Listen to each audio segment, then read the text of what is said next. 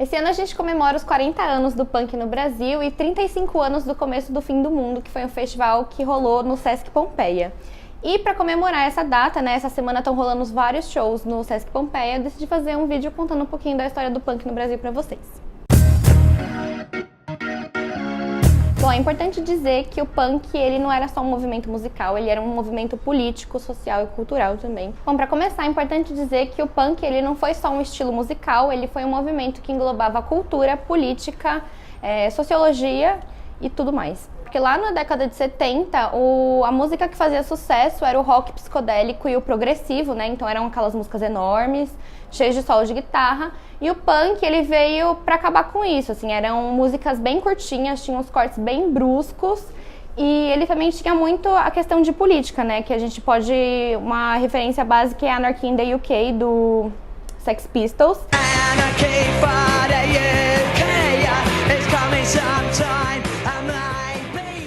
O movimento chegou aqui no Brasil no final da década de 70 e teve dois principais lugares, que foi Brasília e São Paulo, e nos dois foram bem diferentes. Para começar, aqui em Brasília, os jovens que faziam punk, que tinham contato com o punk, eram filhos de gente rica, era filho de diplomata, filho de político, filho de professor, que tinham um acesso maior à cultura. Então, os pais viajavam para fora, traziam discos, eles escutavam. A banda principal de Brasília foi o Aborto Elétrico, que é a banda do Renato Russo antes do Legião Urbana. Na cidade, também o presidente, e todos não fingindo viver decentemente, só que eu não pretendo. Só que eles tiveram uma vida bem curta, em 1982, quando tudo estava acontecendo em São Paulo, eles brigaram e se separaram.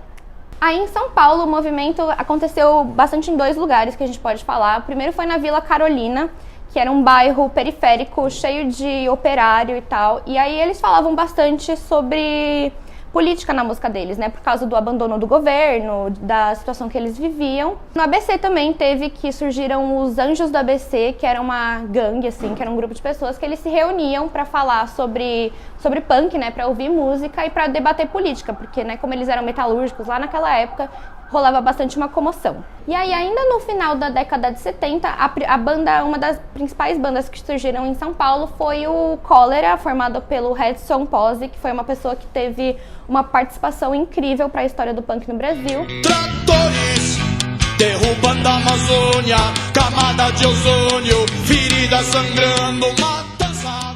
E aí, em 1982, eles se juntaram com o Inocentes e com o Olho Seco para juntar... Oh, caralho! Se juntas já causa, imagina juntar. Ai, que ódio. Peraí. E aí, em 1982, eles se juntaram com o Inocentes e com o Olho Seco para lançar a Grito Suburbano, que foi a primeira cassete, a primeira coletânea de punk que teve. No início ia ser um disco só do Cólera, só que como eles tinham toda essa ideia de ajudar os outros, todo mundo unido, eles juntaram com essas duas bandas. E o primeiro disco solo foi só em 1984, que foi o primeiro disco do Ratos de Porão, que foi o Crucificados pelo Sistema, que foi o primeiro registro solo de uma banda punk hardcore da América Latina.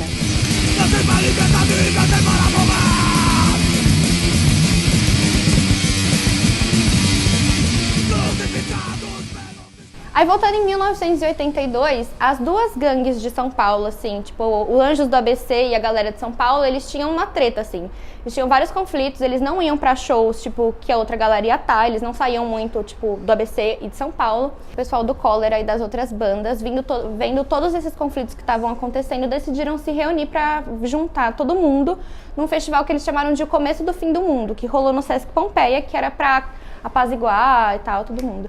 Só que deu errado e acabou tendo confronto entre a polícia e os punks, e aí tem vários documentários que falam sobre isso, e foi mais ou menos isso, o começo do punk no Brasil. Depois surgiram várias outras bandas que estão tocando durante essa semana, muita banda boa, o Patife Band, As Mercenárias, que é uma banda de punk de mulheres, e muitas outras coisas.